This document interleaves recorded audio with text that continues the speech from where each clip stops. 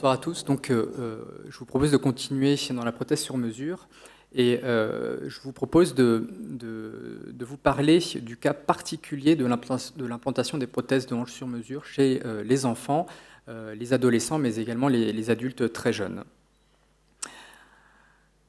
Alors, il s'agit d'une vraie réalité qui est liée à la coxopathie de l'enfant qui augmente d'année en année et qui va générer un handicap très sévère, puisque ce que vous devez comprendre, c'est qu'il s'agit habituellement d'enfants qui sont en parfaite santé et qui, quasiment du jour au lendemain, vont avoir une hanche qui va dysfonctionner, qui va être douloureuse.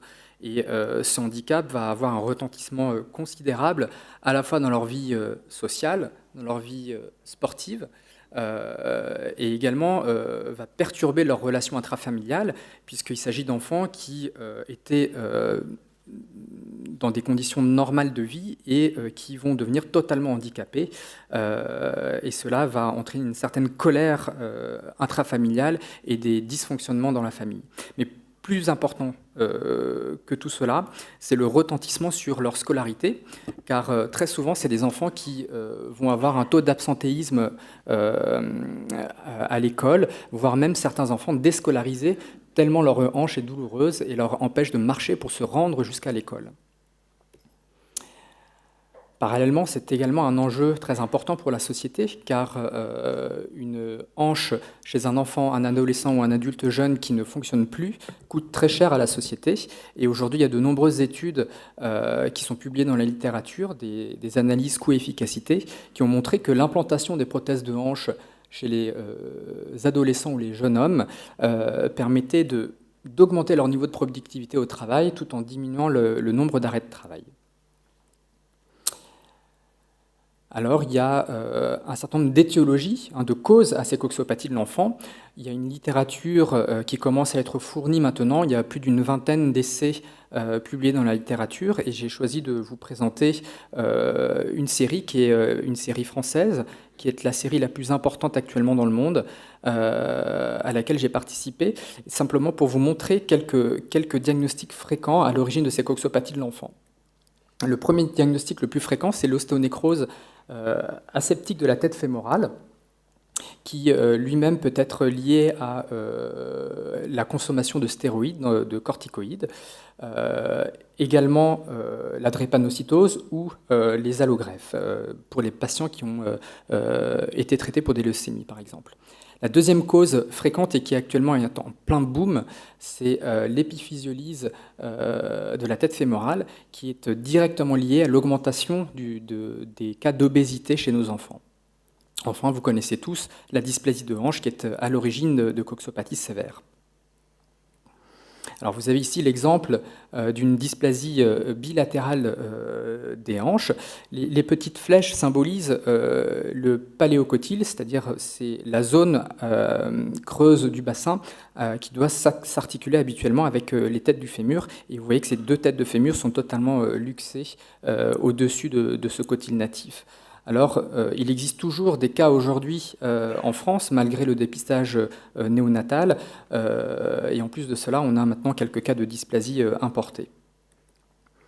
Un exemple de nécrose de hanche, je vous présente ici le cas d'un jeune de 14 ans qui a une nécrose sur une drépanocytose. Vous voyez que si on regarde rapidement cette radio, on a l'impression qu'il n'y a pas trop de problème. En réalité, cette tête a perdu toute sa sphéricité, elle est carrée, et il y a des zones d'effondrement dans cette tête carrée. Cette hanche est mécaniquement impossible à faire fonctionner. C'est des patients qui sont extrêmement douloureux. Enfin, un exemple d'épiphysiolyse. Donc là, vous avez le cas d'une épiphysiolyse à grand déplacement qui va générer cette coxopathie sévère. Alors aujourd'hui, il s'agit d'un challenge chirurgical, car engager un enfant dans une chirurgie lourde de prothèse nécessite un niveau d'exigence très important, parce qu'il faut lui garantir à la fois des implants qui vont durer dans le temps, mais également lui garantir un mode de vie le plus actif possible, à la fois sur le plan scolaire, professionnel, mais également sportif. Alors, comment on raisonne face à un enfant qui a une coxopathie handicapante ? La première des choses, c'est d'établir une relation de confiance avec le jeune patient et sa famille. L'objectif est de définir avec lui son projet de vie, sa scolarité, les sports qu'il souhaite pratiquer, et également lui faire comprendre que quand on prendra la décision d'une prothèse de hanche à son âge, on va l'engager dans un processus chirurgical à vie, car il faudra probablement lui changer sa prothèse de hanche dans les années qui viennent à cause de l'usure de sa prothèse, tout simplement. Vous imaginez bien que ce n'est pas des décisions simples à prendre et il est hors de question de prendre des décisions tout seul dans son cabinet de consultation. Aujourd'hui, on travaille de façon très transversale et multidisciplinaire et on travaille beaucoup avec les intervenants de ville, les médecins généralistes, les pédiatres, le chirurgien infantile qui est souvent l'adresseur du patient en consultation, mais également les centres antidouleurs. C'est des patients qui sont extrêmement douloureux et on a besoin parfois de ces centres antidouleurs pour calmer leur niveau de douleur, mais également l'aide des psychologues et des pédopsychiatres pour ces patients qui sont parfois en difficulté relationnelle dans leur famille. Sur Paris, aujourd'hui, nous avons 3 grands centres de chirurgie pédiatrique et actuellement, on travaille beaucoup avec l'hôpital Robert Debré et l'hôpital Trousseau qui nous adressent leurs patients qui doivent être opérés de prothèses. Alors, quand est-ce qu'il faut opérer? La première des choses, c'est d'attendre évidemment la fin de la croissance. Ça, c'est le prérequis. L'âge, il faut toujours garder à l'esprit que plus vous opérez un patient jeune, et moins bonne sera la survie de son implant. Donc il faut essayer de trouver le juste milieu pour lui garantir le timing idéal. Mais pour moi, plus important encore, c'est l'impact de cette coxopathie sur sa scolarité. Si un gamin ne peut plus aller à l'école, pour moi, c'est le bon moment pour lui proposer une opération de prothèse. Alors, il s'agit d'une chirurgie qui est délicate, car souvent, c'est des patients avec des déformations anatomiques très sévères. Et donc, le projet de prothèse de hanche chez l'enfant doit absolument anticiper les difficultés chirurgicales dont l'objectif est de contrôler au maximum les risques de complications.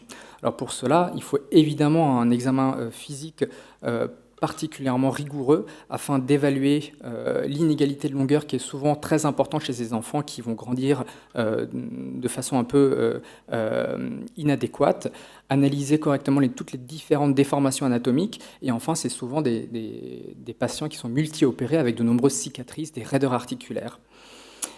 Après cet examen physique, il faut impérativement évaluer l'anatomie en 3D. Donc aujourd'hui, on utilise tous les outils à nos dispositions pour évaluer en volume la forme de sa hanche pathologique.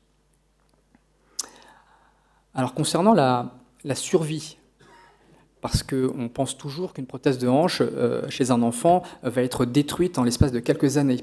La réalité, c'est que la survie est remarquable. Et que sur la plus grande série publiée actuellement, les survies à 12 ans de recul montrent que plus de 90% des implants sont toujours en place. Pour faire le parallèle avec la survie des implants chez la coxarthrose du standard du sujet de 65 ans, la survie chez ces patients-là est de 95% à 12 ans. Donc on est quasiment au même niveau de survie que les implants implantés pour coxarthrose. Alors dans l'équipe, notre philosophie, c'est de comprendre ce que représente la détresse d'un enfant qui ne peut plus marcher, qui ne peut plus à l'école, qui ne peut plus jouer avec ses camarades. Notre objectif, c'est de l'accompagner pour qu'il puisse reprendre une vie la plus normale possible. L'objectif, c'est de lui promettre une hanche indolore, stable, mobile, qui va lui permettre de reprendre sa scolarité et éventuellement de reprendre le sport. Alors vous avez ici l'exemple d'un jeune patient qui est à 3 semaines de son opération de prothèse de hanche. Il a 16 ans, il est heureux à 3 semaines de son opération, et ça faisait 1 an qu'il ne posait plus le pied par terre. C'est pas mal, hein? Alors pour l'aspect technique, aujourd'hui il faut proposer à des patients jeunes, des enfants, des adolescents, des adultes jeunes, tous les outils qui sont à notre disposition pour leur proposer le meilleur de ce qui se fait sur le plan technologique. Alors sur le plan technique chirurgical, on met en avant évidemment la préservation musculaire et le respect de son anatomie. Toutes nos opérations de prothèse de hanche chez l'adulte jeune sont aujourd'hui planifiées en 3D sur la base de scanners de reconstruction. Et on leur propose évidemment des prothèses sur mesure qui nous permettent d'augmenter notre niveau de fiabilité globale en diminuant le risque de complications et en augmentant notre niveau de précision opératoire. Et enfin, pour tous ces patients jeunes, le cœur du moteur de la prothèse aujourd'hui est en céramique, qui est aujourd'hui le meilleur matériau qu'on puisse proposer en termes de longévité d'implant. Alors je vous présente ici quelques cas très simples. Il s'agit ici d'un garçon de 13 ans qui a été pris en charge dans nos hôpitaux pédiatriques pour une épiphysiolyse bilatérale. Il a été opéré des deux côtés. Malheureusement, du côté gauche, sa hanche s'est rapidement dégradée avec une nécrose totale de sa hanche qui était responsable de douleurs très sévères, d'un absentéisme scolaire. Et ce jeune garçon, qui n'avait aucun problème psychologique, était suivi depuis 1 an et demi par un pédopsychiatre, car c'était devenu très compliqué à la maison avec sa famille.